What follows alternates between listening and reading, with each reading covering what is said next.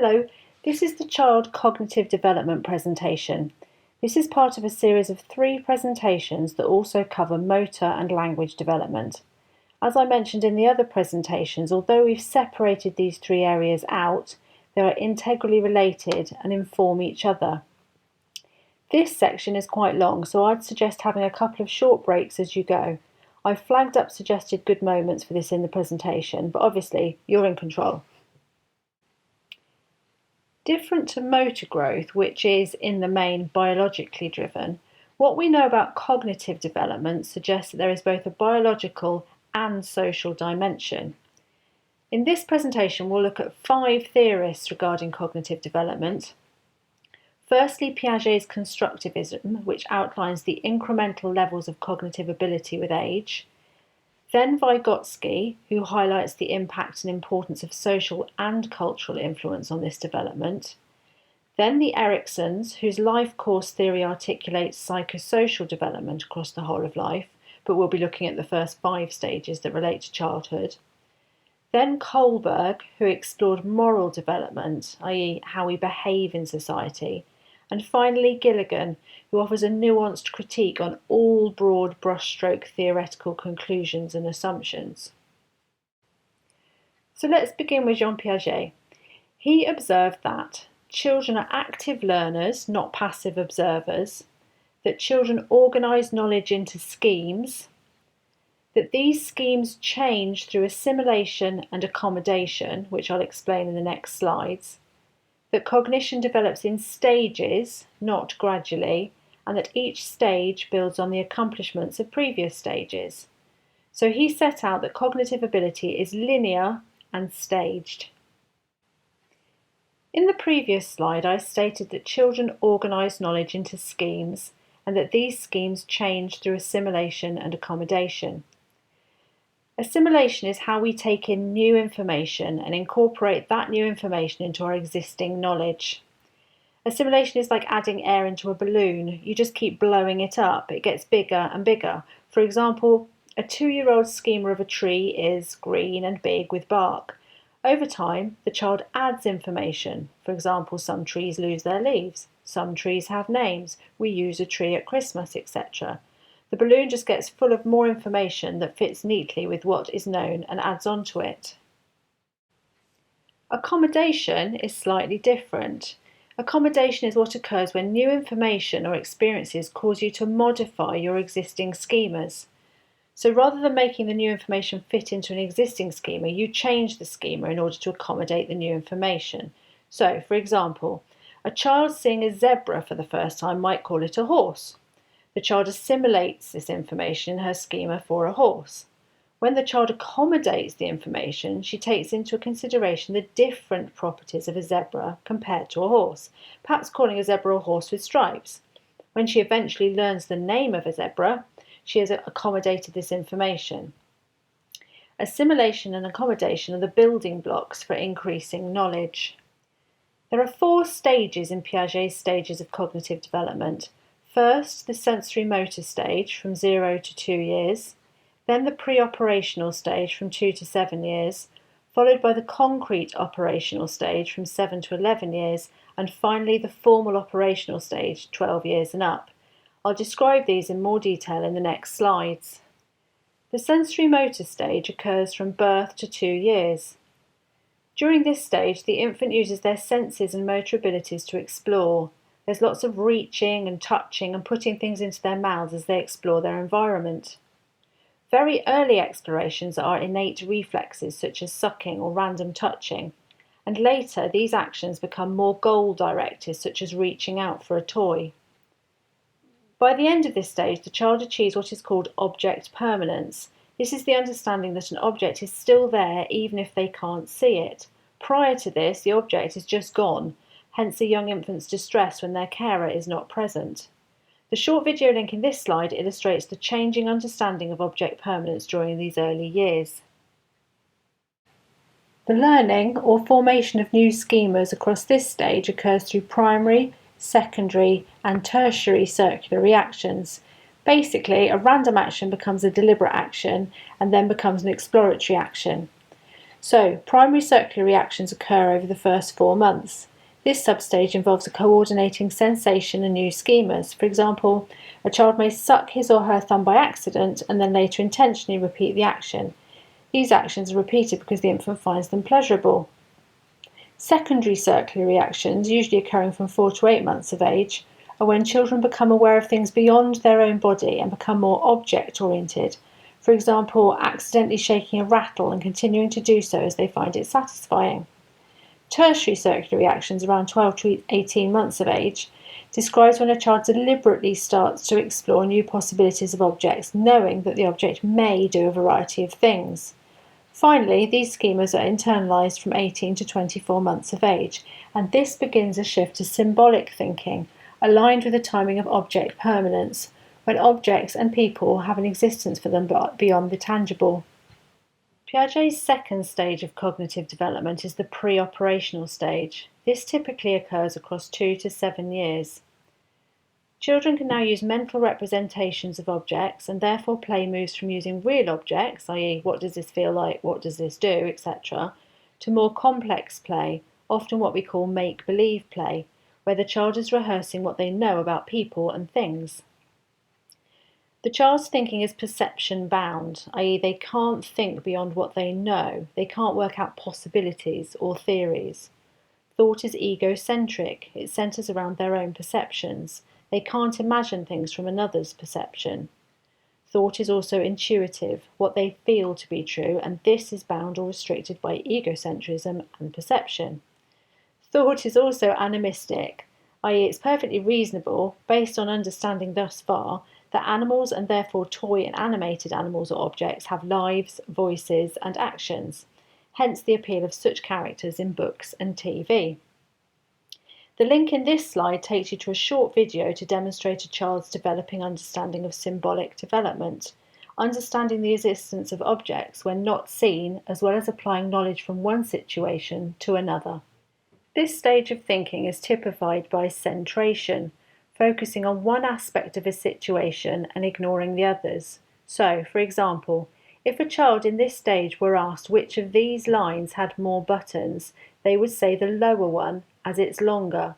This enables children to systematically absorb information without being distracted or overwhelmed by other information. The video link shows centration in relation to number, mass and liquid. It's very interesting. Even when the child sees that the same amount of something is used, such as plasticine, if the shape is longer, they'll believe there to be more of it. Stage 3 is the concrete operational stage, typically from 7 to 11 years of age.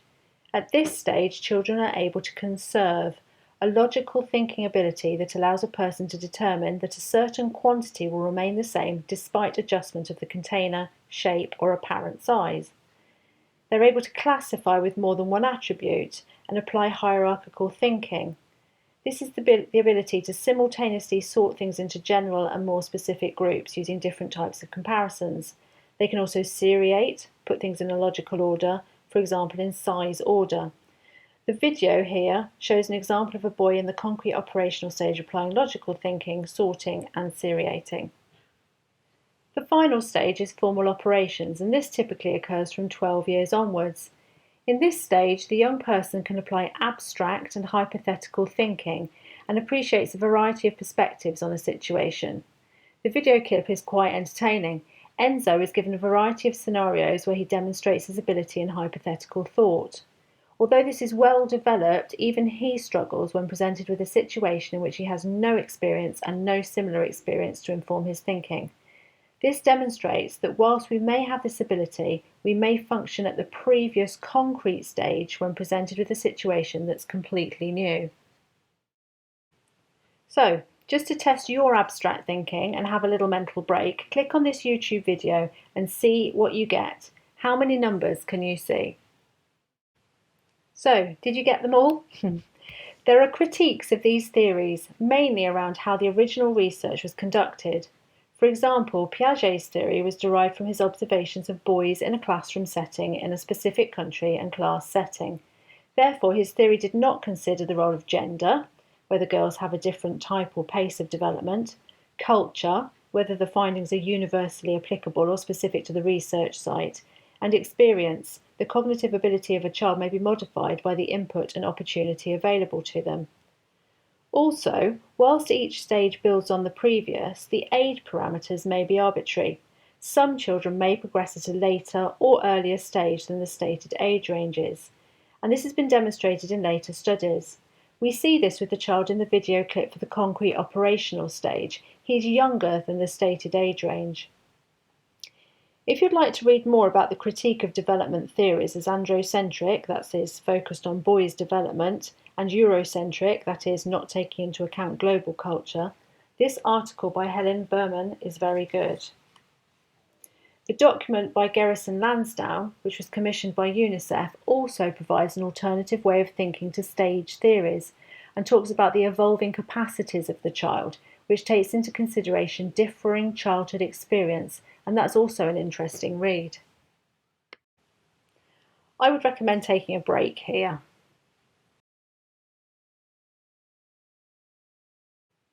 This slide briefly looks at Vygotsky's learning theory and specifically the role of interaction with others for our learning. What we learn is socially constructed. For example, what is deemed important in the school curriculum, and the bias of this has been highlighted recently with the invisibility of the slave trade in accounts of British history, and for some time in the writing out of women in science. What we learn is also culturally determined. For example, using a knife and fork is typical in some cultures and chopsticks in others. However, getting down to specifics, we focus here on what Vygotsky called the zone of proximal development.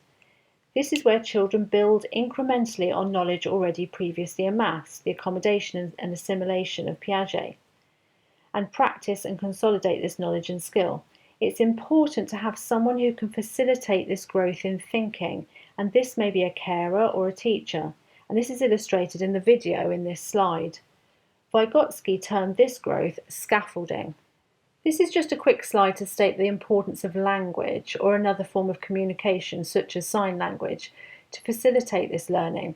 Learning can happen alone, however, learning is accelerated and expanded through social interaction and communication, whether this is social skills in general interaction or academic learning in the education setting.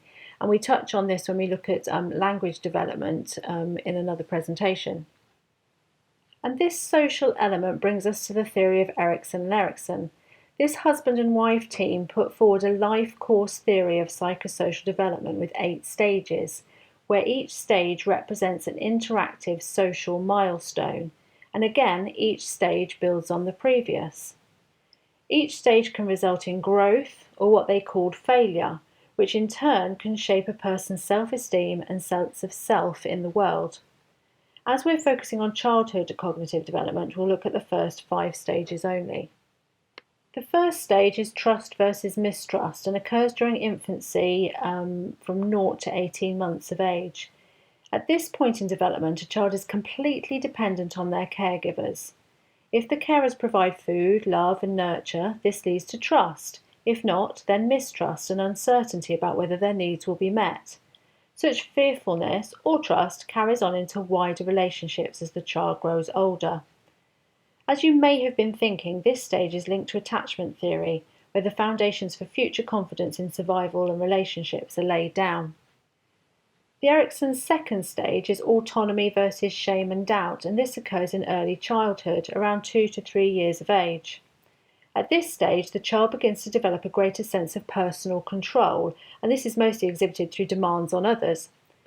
If the child is given reasonable choices at this stage, for example, the blue or red plate, which book would you like to look at, etc., the child learns how they exert control on the environment, i.e. in negotiation with others, and, handled well, leads to a sense of autonomy.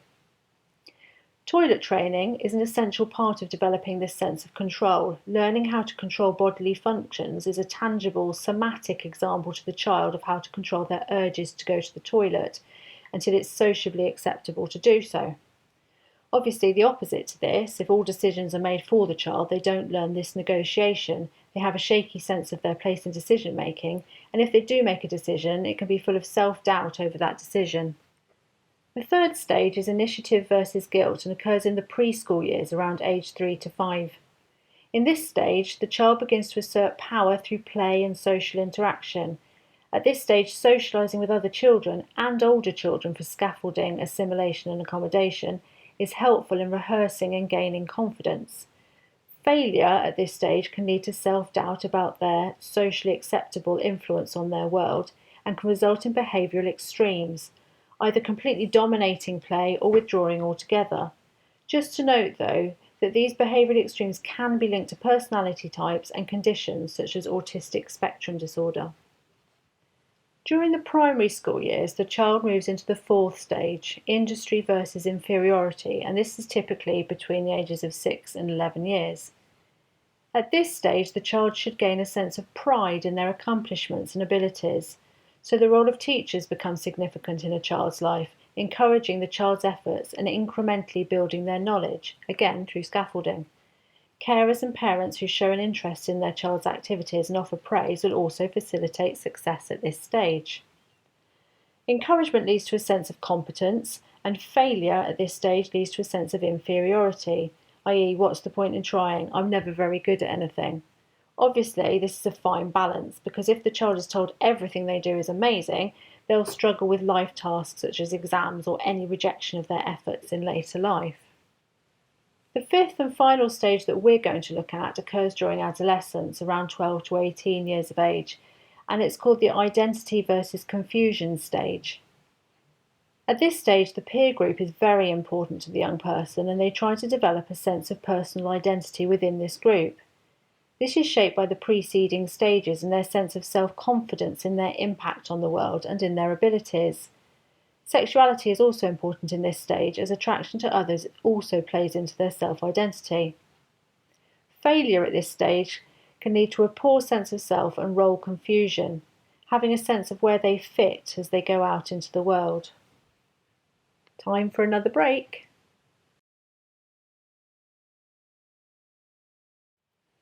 In this final section, looking at cognitive development, we'll look at a child's moral development, and specifically Kohlberg's theory of moral development.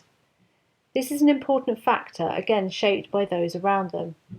Moral development articulates how a child responds to authority figures and develops a sense of what is right and wrong and, hopefully, a critical approach, the ability to see things from a variety of points of view, weigh up and justify a decision.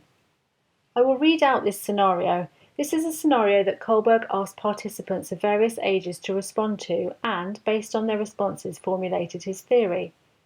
Take a few moments to reflect on what you think Heinz should do. Some of you who studied psychology previously will have come across this dilemma before. It would be good to re-engage with the scenario and see if your opinions have changed in the couple of years since you previously looked at this scenario. So here we go. Heinz's wife was dying from a particular type of cancer.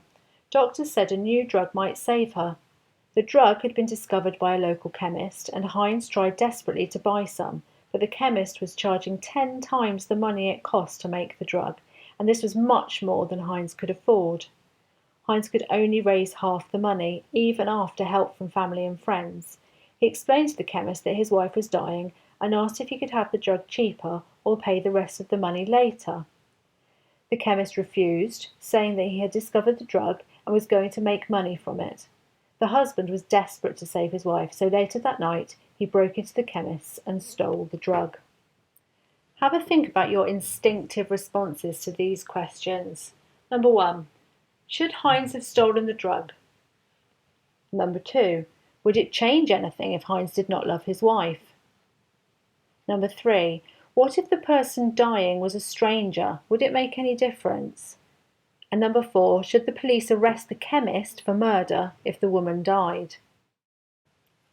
By studying the answers from children of different ages to these questions, Kohlberg hoped to discover how moral reasoning changed as people grew older. The sample comprised 72 boys aged 10 to 16 years based in Chicago, 58 of whom were followed up at 3 yearly intervals over 20 years. He identified 3 distinct levels of moral reasoning, each with 2 sub-stages. People can only pass through these levels in the order listed. Each new stage replaces the reasoning typical of the earlier stage, and not everyone achieves all the stages.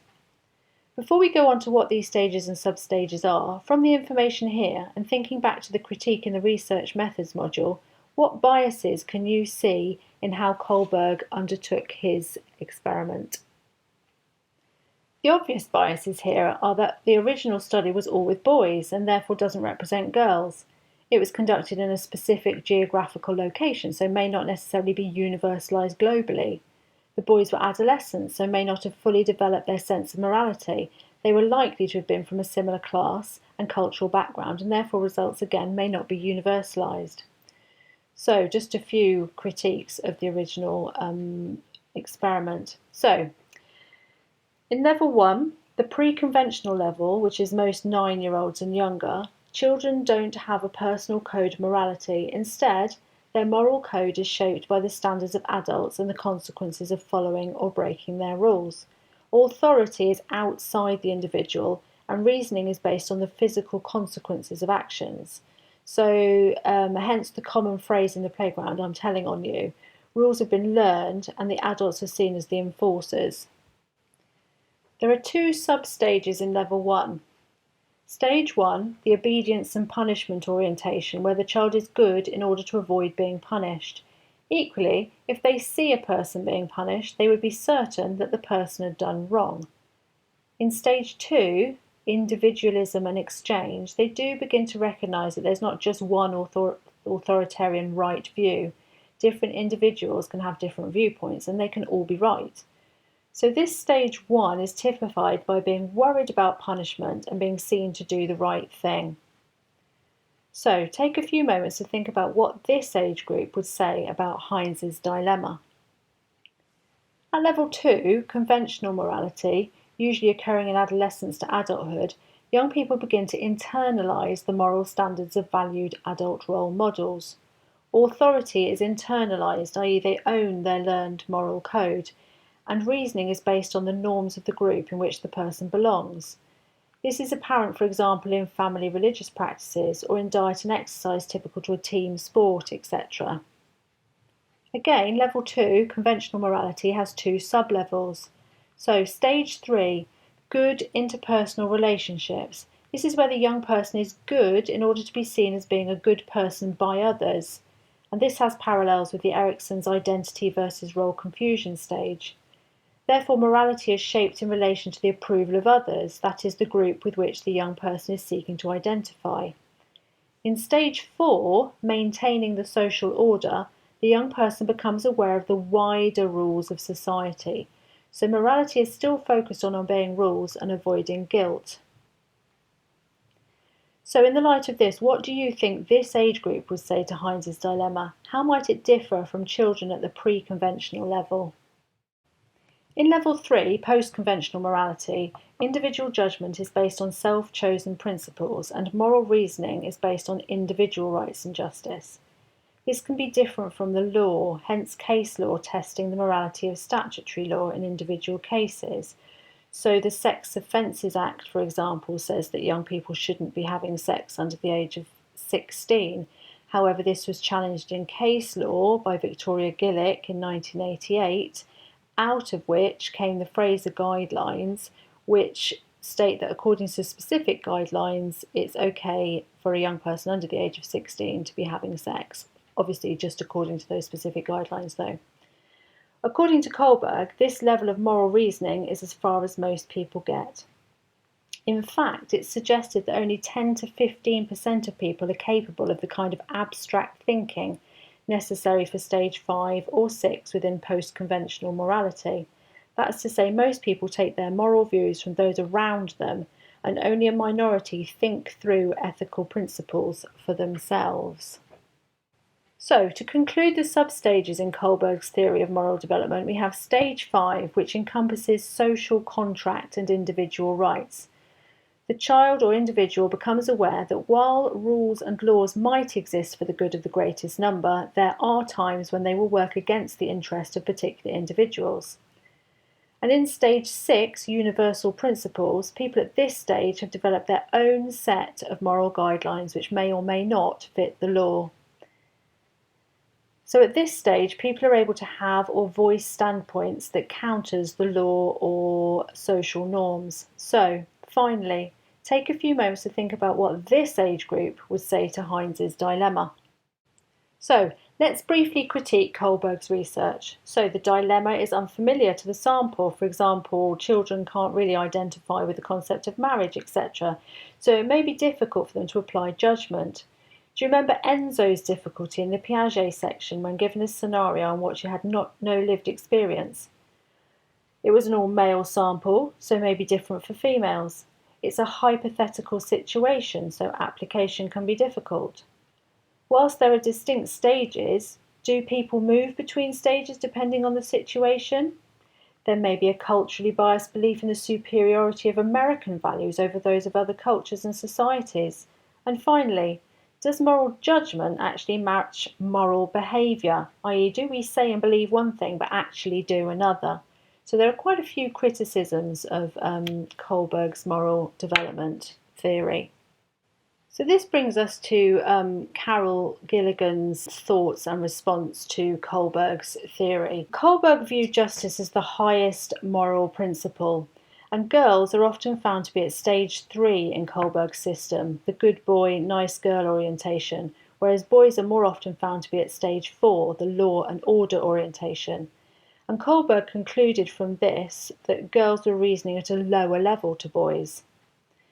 Carol Gilligan was a student working with Kohlberg on this theory, and she later carried out further observational and discursive experiments that suggest that there is a sex bias in Kohlberg's theory. He neglects the feminine voice of compassion, love, and non-violence, which is associated with the socialisation of girls. And Gilligan concluded that Kohlberg's theory did not account for the fact that women tend to approach moral problems from an ethics of care rather than an ethics of justice perspective, which challenges some of the fundamental assumptions of Kohlberg's theory. That is, that boys and girls are socialised differently and may morally reason differently as a consequence, but this is not at a lower level. It might be good to reflect on this viewpoint in relation to nursing as a predominantly female profession, nursing values of care, compassion and relationship, and how nursing is valued in society. Here are 4 references that can all be obtained in full documentation from Google Scholar to underpin the theories that have been presented in this presentation. Thank you for listening, and just remember that this cognitive development goes hand in hand with language and motor, and that the 3 presentations kind of dovetail together. Thanks for listening.